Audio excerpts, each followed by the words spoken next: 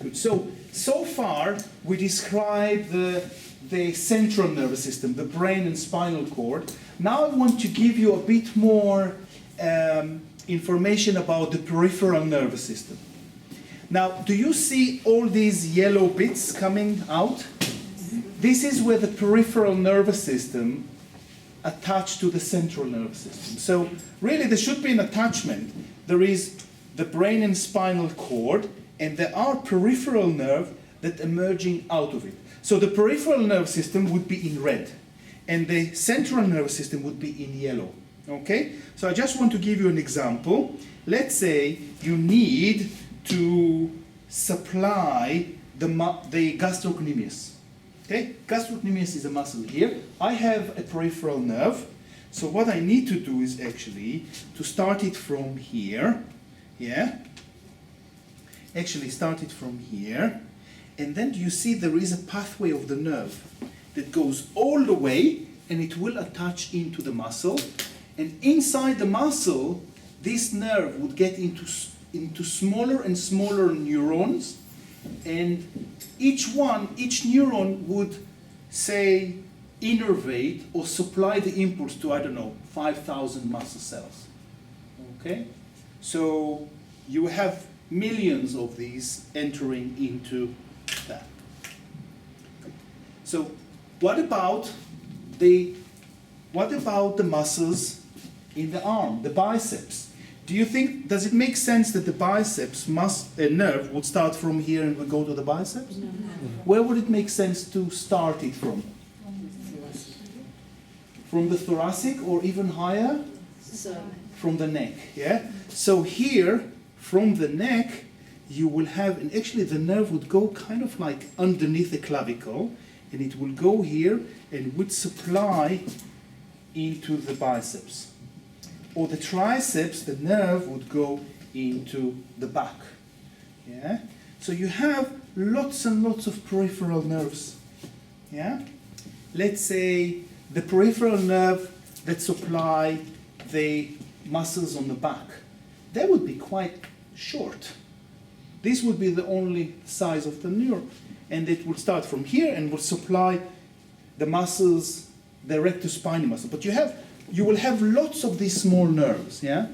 So depends on where the muscle is, or the skin, you will roughly know where these muscles with the nerve start.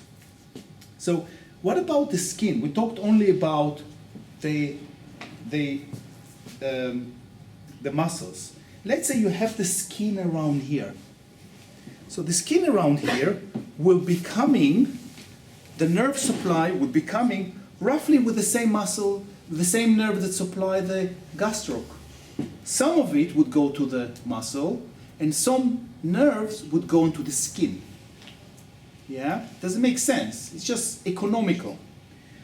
This nerve would have two pathways. It will have the sensory pathways and the motor pathway. Yeah? From the skin, what is it going to be more, the motor pathway or the sensory pathway? Sensory pathway. And to the muscles would be more motor pathway. Although you have some sensation also coming from the muscle. Yeah? Great. So you have here, this nerve, by the way, would be part of the sciatic nerve. Yeah? And the sciatic nerve would start in the lower back or the sacrum and goes all the way to the big toe. And this is the longest axon we have in the body. That would be one axon, quite long, huh? 1 meter. So that's the peripheral nerve, yeah? It supplies every little muscle, even muscles from remember the masseter muscle? Where is the masseter muscle? Yeah, good. And that's a muscle of mastication. It will be supplied, well actually that will be supplied from a different nerve. Those nerves that coming from the peripheral nerve coming from the spine would be called spinal nerve. There are some special cranial nerve. And what's the cranial nerve? That's the same as this spinal nerve, but they are coming directly from the brain. So for example, the eyes. The eyes there would be no spinal nerve. Doesn't make sense. It will be a nerve coming directly from the brain into the eyes. And when you're blinking your eyes or closing your eyes or talking or looking at the vision or hearing, all of these, because they are in the skull, they would be coming more from the cranial nerve. Yeah? So the cranial nerve, there is nothing special about them. It's just that they are coming directly from the brain to the peripheral. The rest coming from the spine to the peripheral. Yeah? Cool. Any other questions or anything while Amadeus is here? Is the eyeball moved by a muscle? Yes. So there will be a nerve? Oh, not only, it has, I think, something like 6 muscles that move every eyeball.